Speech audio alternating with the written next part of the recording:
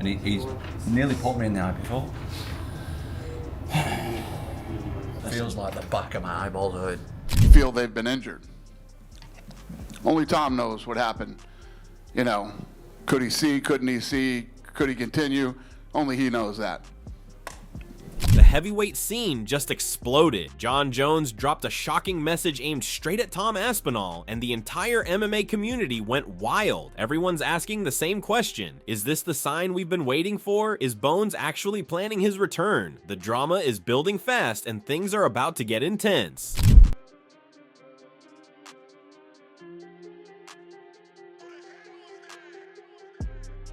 But let's back up. Before his UFC 321 showdown with Cyril Gane, reporters cornered Tom Aspinall with one burning question. Would Jon Jones be watching? Tom's answer surprised everyone. He completely dismissed the idea, making it clear that Jones wasn't even a thought in his head. Tom said he just wanted to stay busy, keep fighting, and enjoy every moment inside the cage while his body still lets him compete. Oh, I couldn't care less, to be honest. Honestly, he's the last person on my mind this week. Did that bother you at all, having to deal with that? Because you didn't do anything wrong. You obviously wanted that fight. I just wanted to fight. Didn't matter if it was him or somebody else. The issue was that I just wasn't fighting, and I wanted to. I was healthy, so I'm aware. Me, just like anybody else, we've all got a sell-by date in this sport. We can all only do it for so long. I've had a relative amount of fights now. This is going to be my 10th or 11th UFC fight, I think. So I'm not going to do this forever. So I just wanted to fight while I still can. Then the fight happened and everything went sideways. After the shocking way it ended, people started asking serious questions. Could Tom have kept going after getting hurt? Everyone turned to Dana White for answers. Dana didn't give much away though. He kept it simple, reminding everyone that fighter safety matters more than anything else. If a fighter says they can't continue, nobody's going to force them. You can't, just like, you know, I can't make people fight. Right? If I want to put together a fight, I can't make people fight, and you definitely can't make somebody continue if they feel they've been injured. Only Tom knows what happened. You know, could he see? Couldn't he see? Could he continue? Only he knows that. Right after Dana's comments, MMA Guru jumped in with his take on what really went down. He zeroed in on the eye poke that ended everything. According to him, it was brutal and clearly messed Tom up bad. Fans everywhere started arguing. Some said the stoppage was necessary. Others wondered if Tom could have pushed through. Either way, this moment became the only thing anyone wanted to talk about. Anything about the eye poke here, you know, it's tough. The eye poke was brutal. That looked like a disgusting eye poke that we saw there on Tom Aspinall. I'm not surprised. Anything along those lines would be good when asked what your thoughts on the eye poke stopping the fight were. He looked damn good tonight. Yeah, Cyril Gane looked damn good. And then we just move on. But here's the thing, people almost forgot. Gane looked incredible that night. Guru made sure to point that out. He said Cyril controlled the action and showed exactly why he's elite, even with how things ended. The stoppage didn't change the fact that Gane came prepared and looked dangerous. Guru also shut down anyone trying to compare this to Jon Jones's old fights, saying that wasn't the point. What mattered was how Gane handled himself when the pressure was on. What are your thoughts on the eye poke and the way the fight ended and how it all went down? Yeah, I thought a lot. Jon Jones, listen guys, Jon Jones, after his performance against Cyril Gane, a lot of people wrote him off, but he looked damn good tonight. Again, maybe we'll try one more time, but maybe we won't and we'll just move on to another topic. But the initial question was his thoughts on the eye poke. Guru wrapped up by admitting the eye poke was unfortunate, but both guys proved they belong at the top. The weird ending doesn't erase how good they both looked. He even hinted that we might see them run it back, maybe with some new rules or adjustments. The whole situation just created more questions than answers, leaving fans hungry to see what comes next for both fighters. Okay? Jon Jones is just, the way he made Cyril Gane look, I mean, Gane looked damn good tonight. We got nothing but, yeah, it sucked. No mention of how brutal it was, about how Gane raked his eyes with his fingers. Nothing along those lines. Dana White had more to say too. After watching Tom and Cyril go at it, he opened up about what he thought. Dana believed a lot of people slept on Gane because of what happened against Jon Jones before, but this time, Gane showed up different, ready to prove himself. And now with this crazy ending, Dana thinks a second fight between them would be even bigger than the first. Yes, yes, I agree. I think that, I said earlier, because of the Jon Jones fight, I think everybody was sleeping on Cyril Gane and sort of wrote him off. And he's right behind me. He's coming in next, so you guys can ask him how he felt. But I feel like, you know, I'm sure in his camp, he was training like an animal for this fight. And it's unfortunate that it ended the way that it did. And yes, I think that there probably will be a lot more interest in the rematch after they saw, you know, I mean, he had Tom bloodied up. And, you know, Tom didn't want to continue in the fight, so the rematch is very interesting. Now here's where it gets real. Tom Aspinall spoke from the hospital after the fight, and what he said was tough to hear. He explained exactly how the eye poke felt, describing the pain in detail. Tom said the finger went deep into his eye, and even though the ref gave warnings earlier, he almost got poked before. The pain was intense, like someone pushing directly on the back of his eyeball. He couldn't see properly at all. He went near enough to go deep, mate. I could feel his how deep it went now. You already got one twice, well, at least once for poking. Keep his fingers close, the ref said. And he nearly poked me in the eye before. It feels like the back of my eyeballs hurt. Just sting him. Tom didn't stop there. He kept explaining just how serious it was. He said it felt like the finger reached the back of his eye socket, making it almost impossible to see and causing sharp stabbing pain. When asked to compare it to other injuries, he said this was scarier than even a knee injury. But despite all that pain and not knowing how long recovery would take, Tom made one thing clear. He's not done fighting. His drive to compete hasn't changed. It's not even stinging now, it's painful. It's like, it feels like my eye, someone's touched the back of my eyeball. Can you see it, Google? Not really, I can't have it. Can you read what it says on them doors there? Nope. So say you've got your eye socket like that, and then the eyeball sits in it there, like that. Yeah.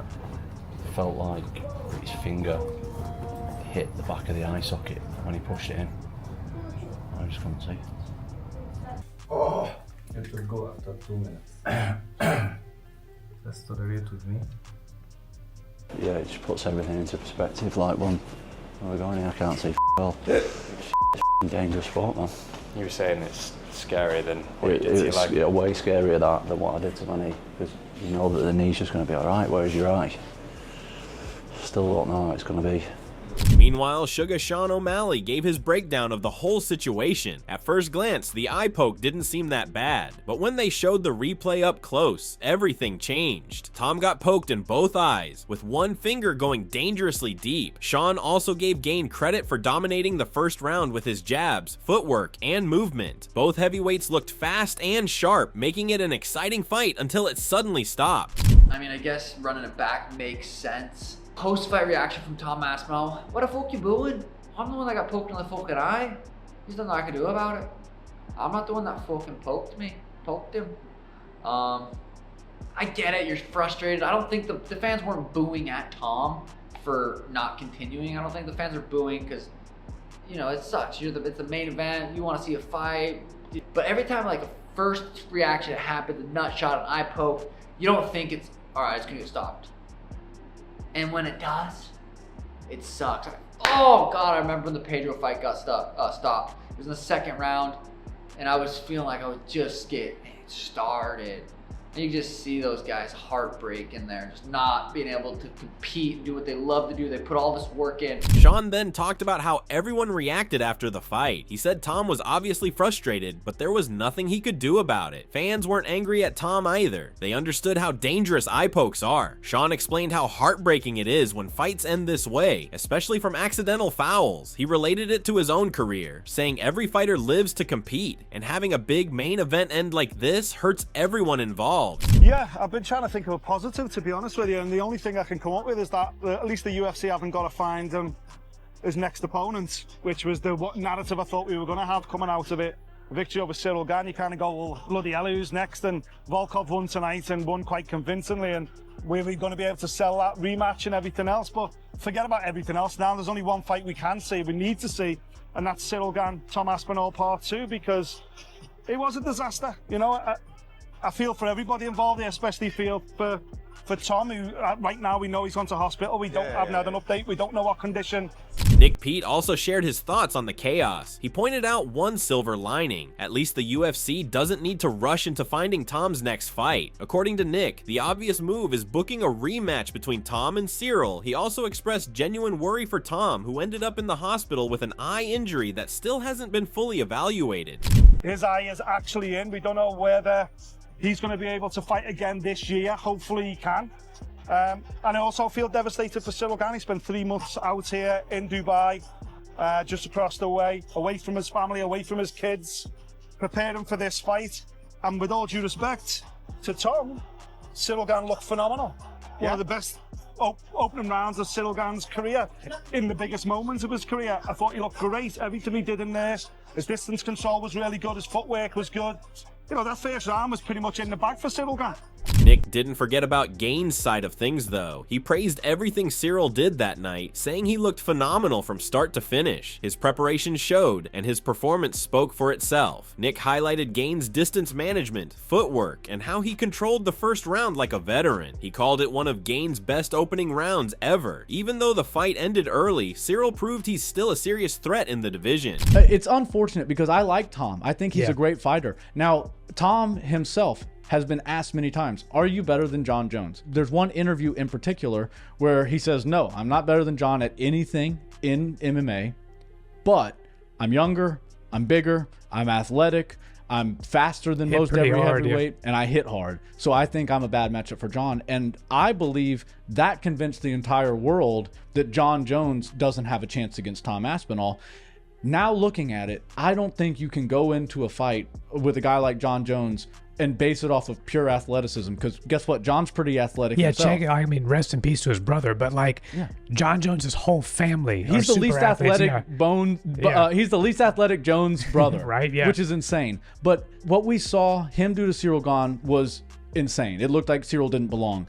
Cyril belonged in the cage with Tom Aspinall, and that's why I think it's important that they do run this fight back. Then the conversation shifted to something even bigger. How does Tom Aspinall stack up against legends like John Jones? Analysts started breaking down the matchup, looking at Tom's size, speed, and athleticism. Nick Barnhill jumped into the debate, giving his honest take. He acknowledged Tom's physical gifts, but made it clear that fighting John Jones is a completely different beast. It takes more than just being big and fast to beat someone at John's level. After UFC 321, the speculation reached a fever pitch. Everyone started throwing out names for John Jones's next opponent. One name stood out above the rest, Alex Pereira. Alex showed respect but made his intentions clear. John saw it and responded on social media, sending a message that got everyone talking. His tweet made it obvious he's ready to face the best. John tweeted, "Alex, I'd be down to bring the highest skill level to the White House. I appreciate the respect you showed. Let's dance."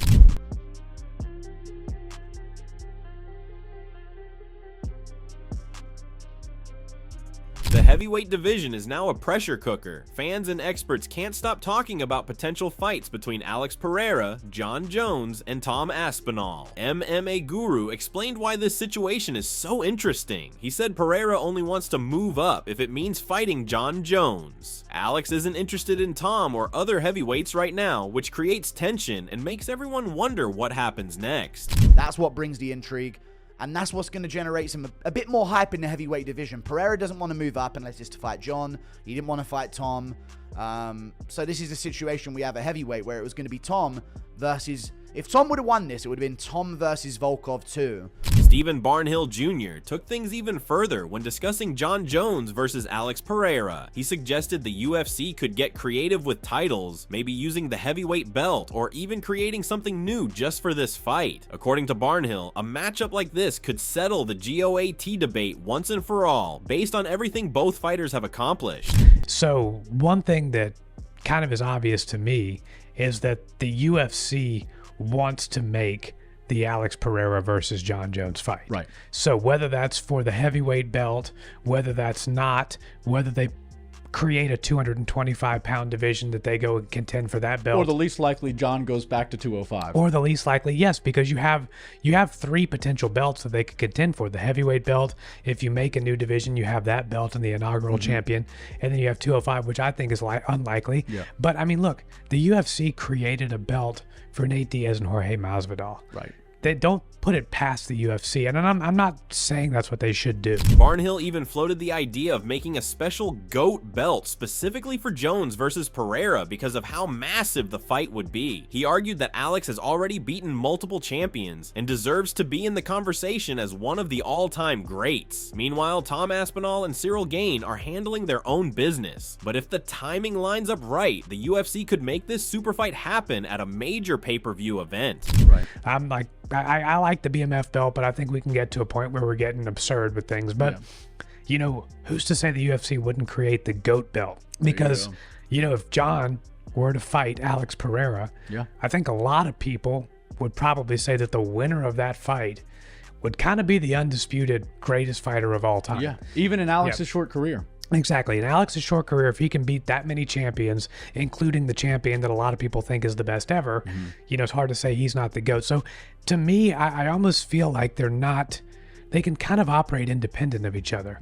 You know, Tom and Cyril, they have business. They have to turn that around. Right. If it all times up perfectly, that they can make it for the White House card, that's phenomenal. So here's where we are. The heavyweight division is pure chaos right now. John Jones threw a direct shot at Tom Aspinall on social media, and now everyone's talking about his potential comeback. At the same time, massive fights with stars like Alex Pereira are being discussed. The UFC is under pressure to make something happen fast, balancing what fans want with what makes sense for the fighters. Eye pokes, rematch talks, and the possibility of a true GOAT showdown have everyone on edge. Tom's recovery and Gane's elite skills guarantee the division stays exciting. With John Jones potentially returning and talks of special championship belts, nobody knows what's coming next. The only thing we know for sure is that the heavyweight scene is about to explode. So what do you think happens first? Does John Jones come back to fight Alex Pereira, or do we get the Tom Aspinall versus Cyril Gane rematch instead? Drop your predictions in the comments and let us know who you think takes over the heavyweight division.